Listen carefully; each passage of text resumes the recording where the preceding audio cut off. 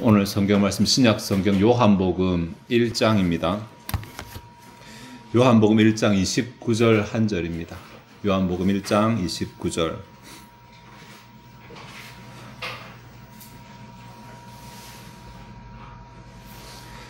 이튿날 요한이 예수께서 자기에게 나오심을 보고 이르되 보라 세상 죄를 지고 가는 하나님의 어린 양이로다. 아멘.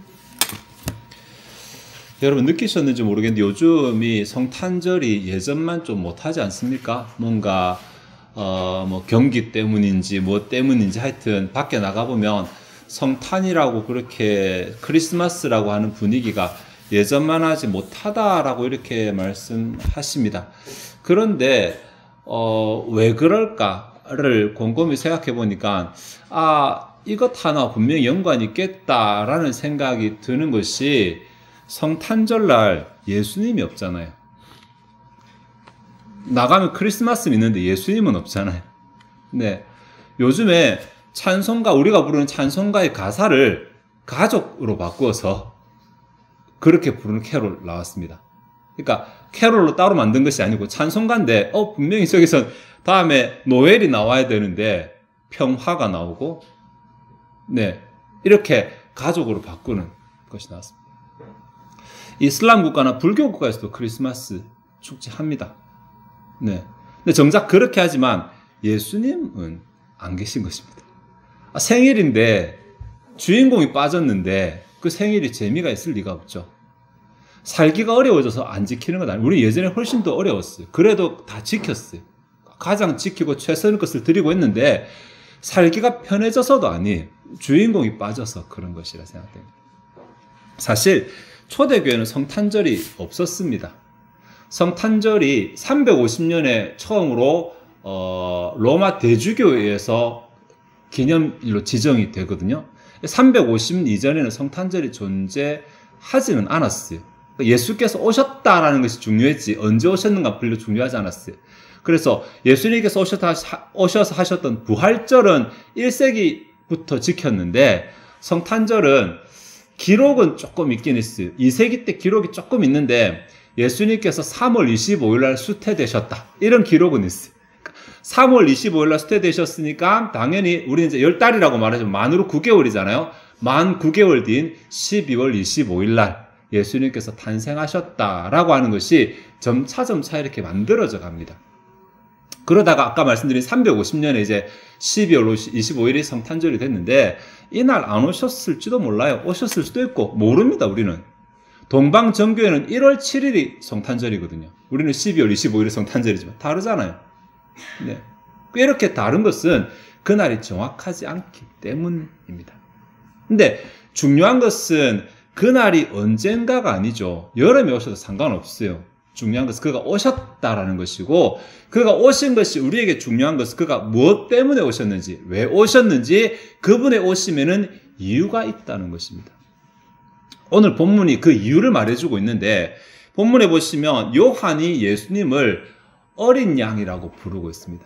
요한이 자기에게 나오는 예수님을 보면서 보라 하나님의 어린 양이다 이렇게 말하고 있습니다. 어린 양이라고 말하는데 어린 양은 예수님이죠. 어린 양을 지칭 수식하는 말이 두 마디가 나오는데 하나는 하나님의 어린 양이라는 것이고 다른 하나는 세상 죄를 지고 가는 어린 양이라는 말입니다. 이 두 가지 말에서 예수님께서 왜 이 땅에 오셨는지의 이유가 들어있습니다. 그래서 오늘은 주님께서 왜 이 땅에 오셨는지 이유를 짧게 한번 생각을 해보려고 합니다. 먼저 하나님의 어린 양이라는 표현인데 어린 양 하면 여러분 이미지가 어떨지 모르겠지만 성경에서는 좋은 이미지보다는 안 좋은 이미지, 정확하게 말하면 불쌍한 이미지가 훨씬 많습니다. 왜냐하면 어린 양은 주로 제물로 잡아드리거든요. 성경에서. 어린 양이 태어나면 참 귀하고 순수하고 좋다 이런 것보다도 훨씬 많은 용례에서 어린 양을 제물로 잡아 죽이는 이야기들이 나옵니다. 창세기에 보면 아브라함이 자기 아들 이삭을 모리아 산으로 데려가서 제물로 바치려는 장면이 나옵니다. 모리아 산으로 갈 때 자기 아들이 묻습니다. 아니 나무는 내가 메고 가고 있는데 번제할 양은 어디 있습니까? 라고 질문합니다. 그때 아브라함이 하는 대답이 창세기 22장 8절에 아브라함이 이르되 내 아들아 번제할 어린 양은 하나님이 자기를 위하여 친히 준비하시리라. 양이 번제할 어린 양입니다. 이 양은 태어나자마자 1년 되지 않아야 되니까 태어나자마자 얼마 살지 못하고 죽을 운명을 가진 양입니다. 양 입장에서 보면 참 별로 재미가 없겠죠, 그죠? 예수님을 어린 양이라고 표현했다는 것입니다. 또 다른 한 예가, 참고로 모리아산은 지금 예루살렘입니다. 또 한 예가 출애굽기에 나오는데, 출애굽기에 보면 모세가 10가지 재앙을 하면서 마지막 10번째 재앙, 6월절 있죠? 10번째 재앙에 대해서 설명을 하면서 출애굽기 12장 21절에 모세가 이스라엘 모든 장로를 불러서 그들에게 이르되 너희는 나가서 너희의 가족대로 어린 양을 택하여 6월절 양으로 잡고, 어린 양을 택하여 6월절 양으로 잡아라는 말은 죽이라는 말이잖아요. 이 양을 택해서 죽여서 그 피를 문에 바르고 고기를 밤에 먹고 이렇게 말. 그게 또 어린 양이 나옵니다. 여러분 잘 아시다시피 이 6월절은 예수 그리스도의 대속의 그림자잖아요.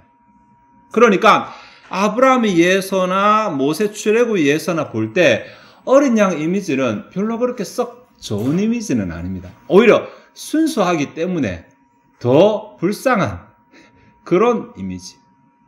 이러한 것들이 예수 그리스도와 연결이 되는 용어가 어린 양이라는 용어. 그걸 어린 양이라고 부른다는 것입니다. 근데 방금 전에 이 두 가지에서 어린 양의 역할은 자기는 죽어야 돼요. 그리고 다른 사람을 위해 죽어야 돼요. 이런 공통적인 요소들을 가지고 있습니다.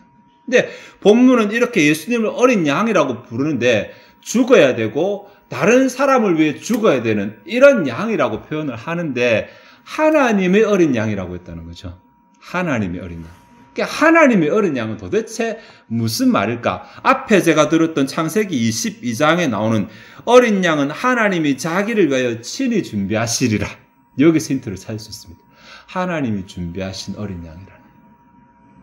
예수님은 죽어야 될 운명이고 더군다나 다른 사람들을 위해 죽어야 될 운명입니다. 그것 때문에 오셨거든요. 그런데 이것을 하나님이 친히 준비하셨다라고 하는 것입니다.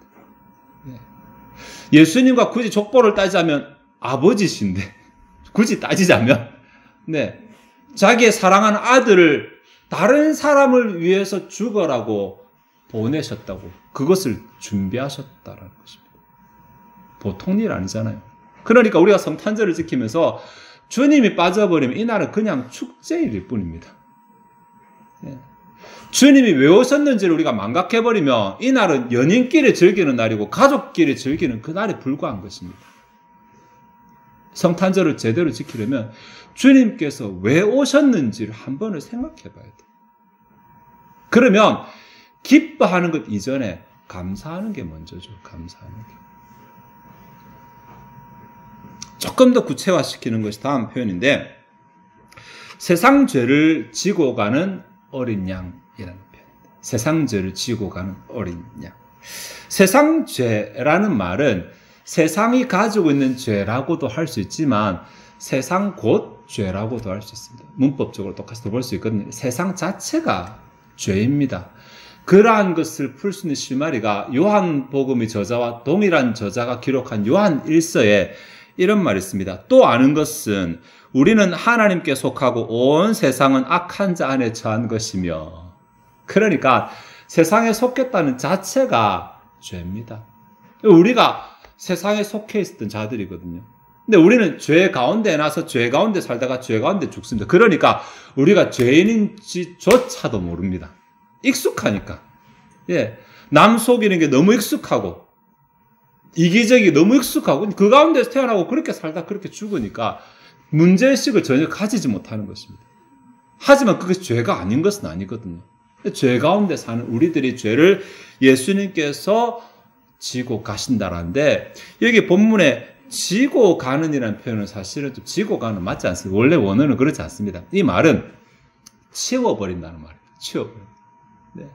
세상 죄를 치워버리는, 제거해버리시는, 현재 분사니까 제거해버리고 계시는 분, 그렇게 볼 수 있습니다. 그러니까 보세요. 우리가 지은 죄, 우리가 가진 죄인데 우리가 마땅히 결자 해지라고 묶은 사람이 풀어야 되는데 우리는 풀 능력이 없는 것입니다. 사고는 쳤지만 해결할 능력이 없는 것입니다. 죽을 수밖에 없어요. 그 일을 예수님이 오셔서 우리 대신에 우리가 풀 수 없는 그 죄의 문제를 대신 제거해버리신, 해결해버리신 일이 그렇게 하기 위해서 오신 것이 성탄이죠. 도성인신이죠. 그러니까 다시 한번 우리 입장에서는 참 이게 기쁨의 날이겠네요. 기쁨의 날. 죄에서 해방되는 소식을 가지고 온 복음의 날이죠. 근데 예수님 입장에서는 이게 보통 날이 아니거든요. 예. 지난주 교수님 설교하실 때 저는 아주 편한 마음으로 예배 왔습니다. 제가 설교를 안 하니까 너무 편하더라고요. 그래서 그 생각했어요. 와, 교인들은 매번 이런 마음으로 예배 참석하는구나. 뒤에 앉아서 그 생각했어요. 혹시나 여러분이 이 자리에 있어서 설교를 한번 해야 된다고 생각해 보세요. 교회 오는 길이 죽을 맛일 것입니다. 네. 어서 빨리 가고 사고 싶다. 막 이런 생각 안 드실걸요. 그렇죠. 주님께서 이 땅에 오실 때, 자, 내가 왔으니 축제하자, 즐기자. 이렇게 와도 기쁜 자리가 아니거든요. 하나님이 이 죄악 많은 세상에 오시기 뭐가 그래 기쁘시겠어요. 근데 그거는 또 아닌데, 자기 땅에 와도 자기 백성이 영접하지도 않는데, 그들을 위해서 죽을 사명을 가지고 오신 날이라는 거죠. 예수님이 태어나자마자 우셨으면 분명히 슬퍼서 우시지 않았을까? 모르겠습니다. 네. 흔히 하는 말로 세상에 태어난 게 슬퍼서 운다고 말하는데 그 사실을 알고 계시니까 이게 보통 일이 아니겠죠. 그죠? 네. 그거는 결코 기쁘지만 만약에 내가 그 예수님의 마음을 이해한다면 자, 부어라, 마시라, 즐기자. 이렇게 할 수 있는 날. 하더라도 이 날을 피해서, 하라는 말이 아니고, 그렇게 기쁘더라도 이 날을 피해서, 이 날만큼은 사실 그런 날이 아니거든요. 그 주인공 되시는 예수님이 빠져버리니까 성탄절은 그냥 메리 크리스마스가 되는 거예요. 즐거운 크리스마스가 되는 거예요. 적어도 기뻐하지 말라는 말이 아니라 기뻐해야죠. 어두운 가운데 사는 자에게 빛이 비치고 죄와 사망의 그늘에서 살 길을 얻었기 때문에 기뻐해야죠. 그러나 감사하는 게 먼저. 감사하는 게 주님 맞습니다. 우리 죄 때문에 오셨군요. 우리 힘으로 해결할 수 없는 이 문제를 해결하러 오셨군요. 친히 우리의 짐을 짊어지러 오셨군요. 감사합니다. 우리가 감사밖에 더 이상 드릴 게 없잖아요. 우리 할 수 있는 게 있으면 우리가 했죠. 우리 손으로. 할 수 없어서 우리가 할 수 있는 감사밖에 없어요. 그러니까 주여 감사합니다. 감사합니다.